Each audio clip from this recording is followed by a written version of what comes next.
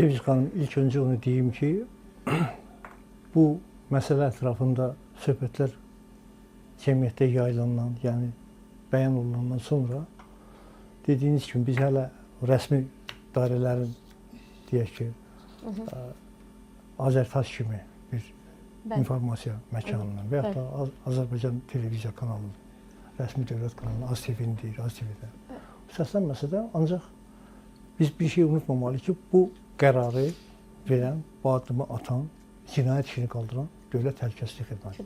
Yəni bu oradan təksib də gəlməyib. Bu sıradan bir məsələ deyil. Yəni və bir gündə qəbul edilən qərar deyil bu. Yəqin ki, bu zamanla bu araşdırıla gəlir və sonunda belə bir qərar qəbul edilibdir. Mən hesab edirəm ki, indi bizim fikrimizi soruşursunuz təbii ki və siz də tamaşaçılarımız üçün də bizim fikirlərimiz maraqlıdır.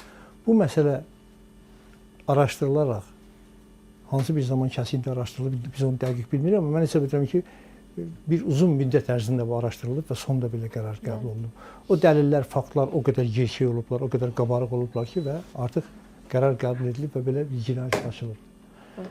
Burada hesab edirəm ki, bir qədər biz səbirli olub istintaqın nəticələrini gözləməliyik. Çünki istintaq gedir, bilirsiniz, 4 aylıq həbs qəti imkan tədbiri qəbul edildi, tətbiq edildi.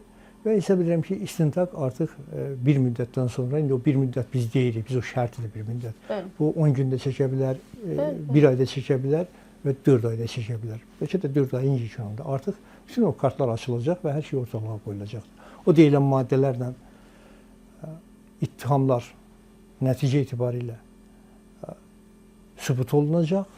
Mən hesab edirəm ki, o sübutlar yaxın olmasaydı bu cinayət işi indi açılmazdı, istintaq yenə davam edərdi.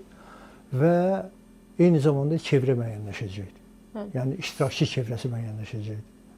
Təbii ki, bütün bunlardan sonra artıq bu sübutlardan sonra əmlakın qeyri-qanuni yollarla əldə edilmiş əmlakın dövlət tərəfindən demək müsadə edilməsi prosesi baş verəcəkdir. Burada bir haşiyə çıxmaq istəyirəm.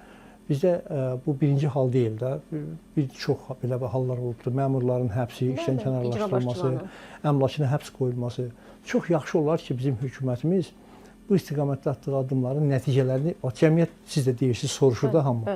Ki, nə müsaadilə edildiyi, hara mədaxil edildiyi. Yəni, bu bir şey nətərdir? Büdcədən pul oğranırsa, bu cəmiyyətdən oğranır. Sizdən, məndən və digərlərindən, hüquqi və fiziki şəxslərdən oğranır. Çünki büdcəni kim formalaşdırır?